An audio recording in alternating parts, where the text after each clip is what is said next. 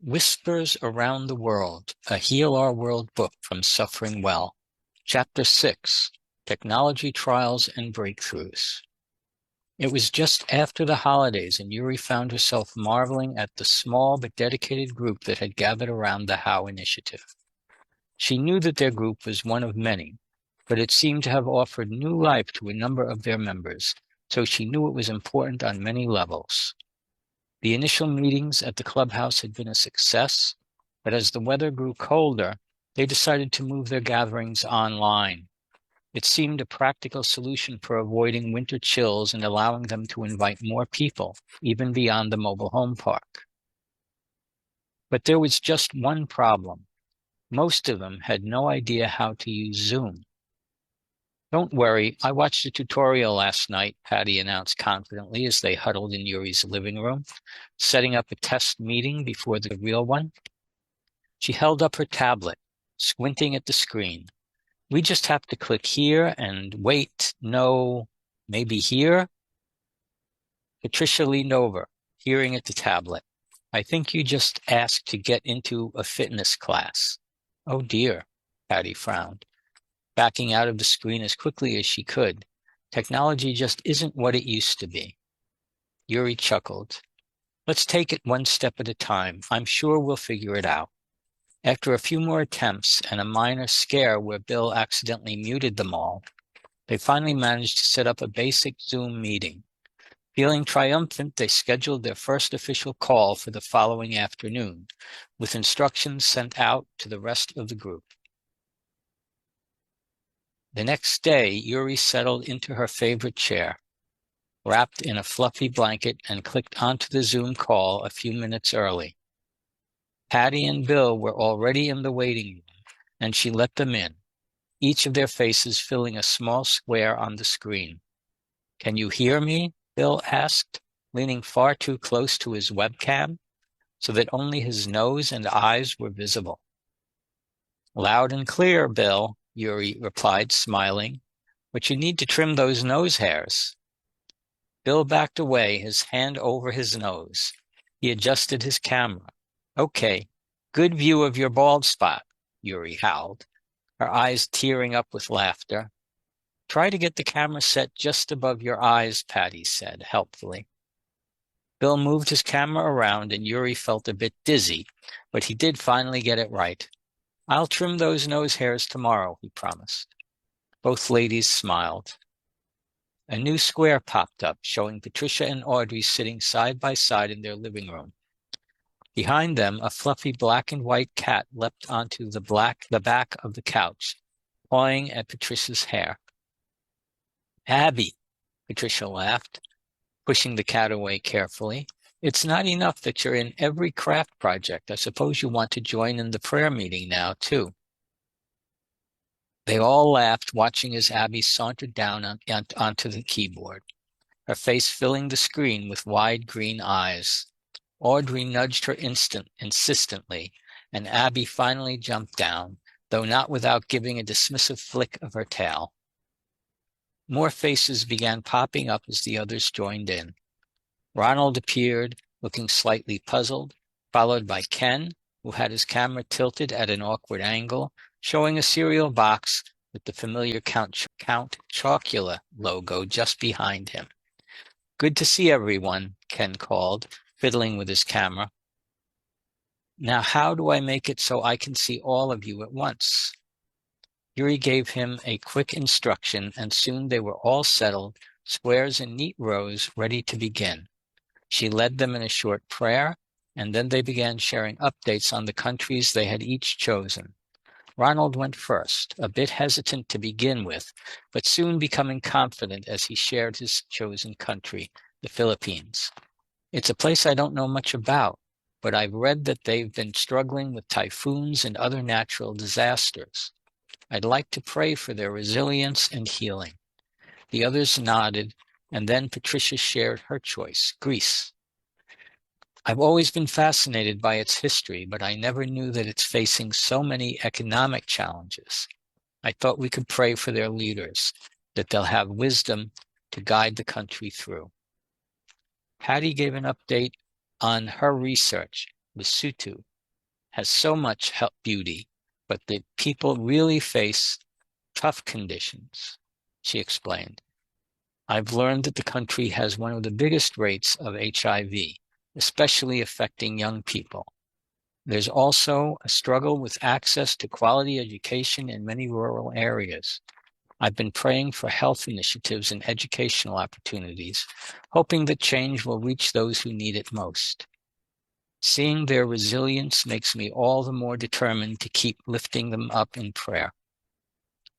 Audrey, who had chosen Brazil, spoke next. She shared stories of her research on the Amazon rainforest and its endangered ecosystems, her face lighting up as she spoke. Finally, Ken leaned back, nodding. And me? I'm going with Mongolia. Wide open spaces, a place of rugged beauty. They have their own struggles with poverty and harsh winters. I figured it was a good place to start. Just as they finished sharing, another square popped up on the screen. It was Penny, Ronald's black lab, known to everyone in the mobile home park, with her nose pressed right up to the camera. Oh, Penny, no, Ronald exclaimed, pulling the dog back. Sorry, everyone, she wanted to join in. Laughter filled the call, and Yuri took the opportunity to remind them animals are part of God's creation too. I'm sure he doesn't mind a few extra attendees. With that, they began to pray, each of them lifting up their chosen countries in turn. As they prayed, they found themselves growing quieter, more reflective, the silence only occasionally broken by an unexpected bark or meow. When the prayer ended, they each took a breath, smiling at one another. It was a small moment, but it was powerful, a shared act of faith that seemed to pull them closer together, Catholic and Protestant styles of prayer blending beautifully. So, Ken said, breaking the silence with a grin, should we plan to meet like this every week? I think I'm getting the hang of it. Absolutely, Yuri replied, her eyes shining with gratitude. This is only the beginning. We have a lot to learn and a lot to pray for, but we're in this together, and that's what matters. They wrapped up their meeting with laughter and farewells, everyone logging off in turn. Yuri sat back in her chair, a smile lingering on her face. She'd worried about the technology, the glitches, and whether or not they could make it work with their various Christian faith traditions. But seeing everyone's faces, seeing how they showed up for one another, gave her hope. As she closed her laptop, she whispered a final prayer of thanks. This group was just beginning, but she knew they were already on a path towards something wonderful. A few days later, Ronald noticed Patricia struggling with bags of groceries as she made her way from her car to her front door. He hurried over, waving a hand. Hey, Patricia, let me help you with those. She paused, looking relieved. Oh, thank you, Ronald. I got a little carried away at the store. I wasn't thinking about how heavy everything would be. Ronald took a few bags from her, and together they carried them inside. As they unloaded, Tricia mentioned a few things she still needed to pick up at the hardware store. I was planning to make a couple of repairs around the house, but I forgot a few things. Ronald smiled, giving her a reassuring nod. How about I run by the store for you? I've got some time this afternoon, and I know my way around a tool aisle. Patricia's face lit up. You do that? Thank you so much, Ronald. That would save me a lot of trouble. Later, as he returned with her items, he felt a sense of fulfillment, glad to be of service to his new friend in a small but meaningful way.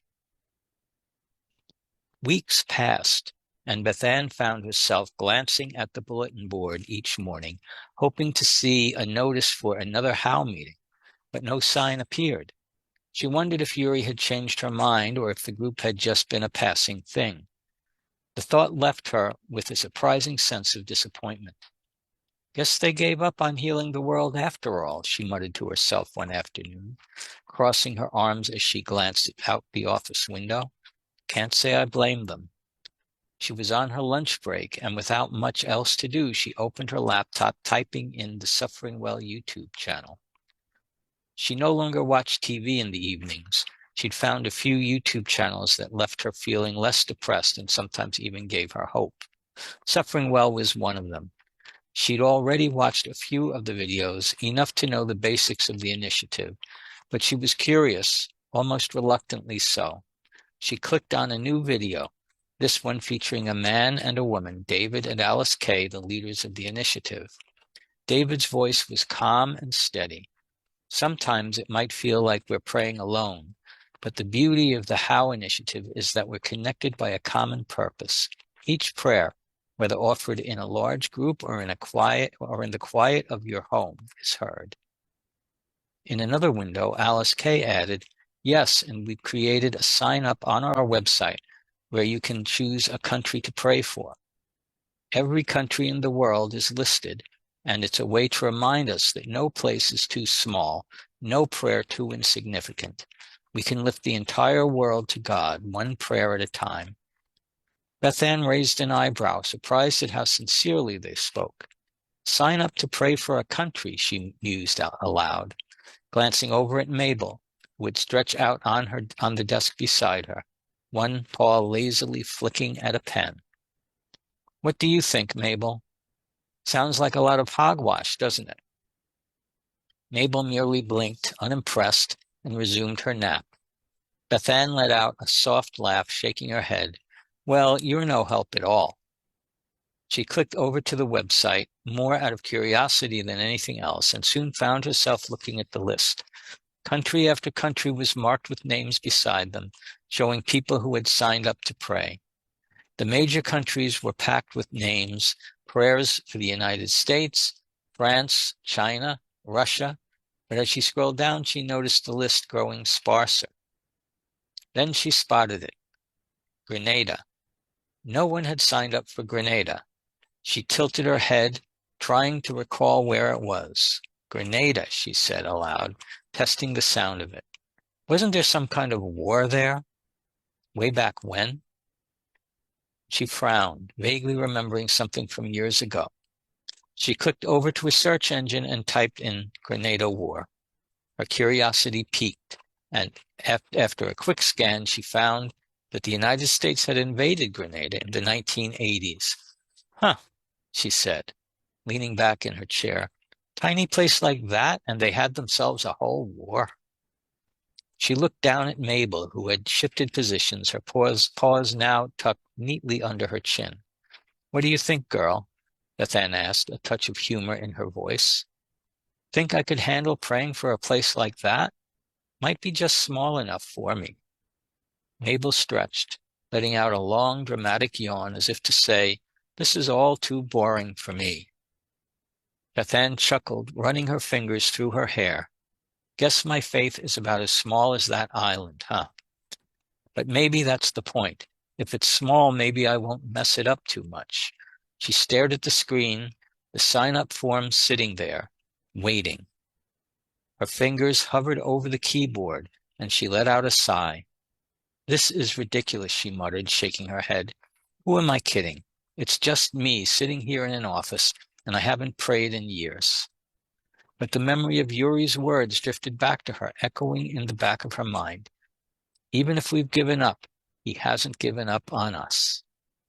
The words tugged at something deep within her, stirring up a mixture of reluctance and hope. "Oh, what the heck," she said finally, filling in her name and selecting Grenada. "I suppose if no one else is praying for the place, maybe they could use an extra voice. Can't hurt, right?"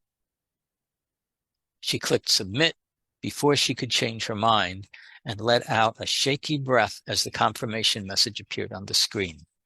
She felt a strange combination of nerves and satisfaction, like she just agreed to something she didn't fully understand, but couldn't back out now. Mabel stirred, opening one eye, and gave Beth Ann a slow, questioning blink. "Oh, don't look at me like that," Beth Ann said, smirking. "You didn't see anyone else jumping up to pray for Grenada, did you? Someone's got to do it. Besides," she added, scratching Mabel behind the ears, "it's not like they expect me to hop on a plane and start waving a banner or something. Just a few prayers here and there. I can handle that much." The cat rolled over, pawing at Beth Ann's hand, as if sensing the shift in her mood. See, Beth Ann said, stroking Mabel's soft fur. It's just a little prayer. They said every prayer counts, right? I might be a rusty old skeptic, but even I can manage that. She looked back at the screen, wondering if this small act could really mean anything. Later that evening, as she fed Mabel and prepared herself a simple dinner, the thought stayed with her, lingering like a quiet whisper. She kept catching herself thinking about Grenada, imagining what it must be like to live there. She felt a tiny spark of curiosity and an urge to know more. You know, Mabel, she mused as the cat daintily nibbled at her food, I think I might look up more about Grenada tomorrow. If I'm going to pray for the place, might as well know what it's all about, right? Mabel ignored her, far more interested in her meal, but Beth Ann didn't mind. She felt a bit silly, but she also felt a glimmer of purpose she hadn't known in years. It was small and fragile, like a single match flickering in the darkness. But it was there, and somehow that was enough. As she washed the dishes, she found herself smiling, a soft, tentative smile that grew with each passing thought. She couldn't believe she'd signed up to pray for a country she barely knew, but the idea filled her with a strange sense of hope. Perhaps, she thought, small steps could lead her somewhere unexpected. And maybe, just maybe, she'd find a little more faith along the way. Beth Ann sat at her kitchen table, laptop open in front of her with Mabel curled up on a chair beside her. She was half listening to a SufferingWell video while scrolling through old emails, mostly junk, when a familiar voice caught her attention. She looked up, and to her surprise, there was Yuri on the screen, chatting with David and Alice Kay. Now we have a very special guest today, David said, his generous smile aimed at the camera. Yuri has started one of the How Initiative groups in her local community, and she's here to tell us a bit about what they've been doing. Yuri's face lit up, her enthusiasm palpable even through the screen. Thanks so much for having me. It's been a real blessing to see this group come together. We started out meeting in person, but with the weather turning colder, we've decided to move on to Zoom. It's easier on some of our elderly members. They're not too keen on going out at night in the cold, and I can't say I blame them. She chuckled, shaking her head. Beth Ann felt a pang of recognition. So that's why they stopped meeting in the community room.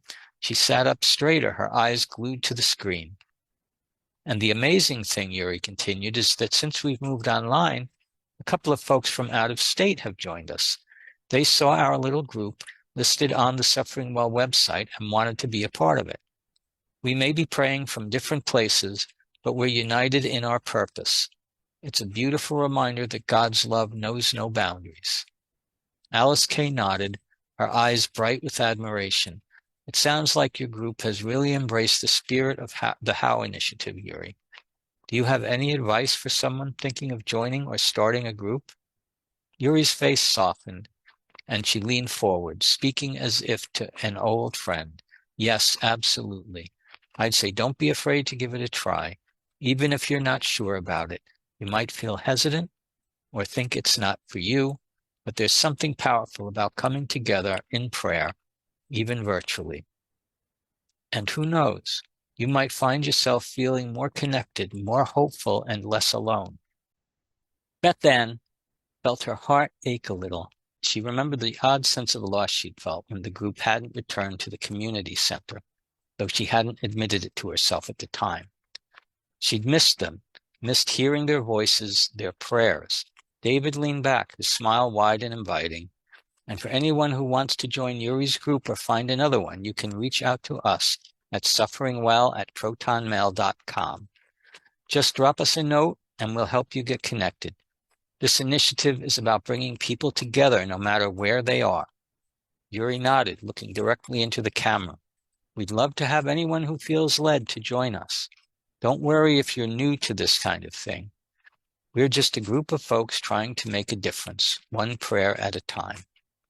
The video ended, and Beth Ann sat back, feeling a curious mix of uncertainty and excitement. She hadn't realized just how much she'd wanted to be a part of the group until now. She looked over at Mabel, who was dozing peacefully, one paw dangling over the edge of the chair. "Well, Mabel," she said, smiling, "I think I might be crazier than I thought, but maybe it's time I got a little more involved." She reached for her phone, jotting down the email address as she gathered her thoughts. "What do you think? Should I send a message and see if they'll let me in? I mean, it's just a Zoom meeting, right? Not like I'm signing up for a pilgrimage or something." Mabel shifted slightly, giving a little snore in response. Beth Ann chuckled, feeling a wave of affection for the sleepy cat. "You're right.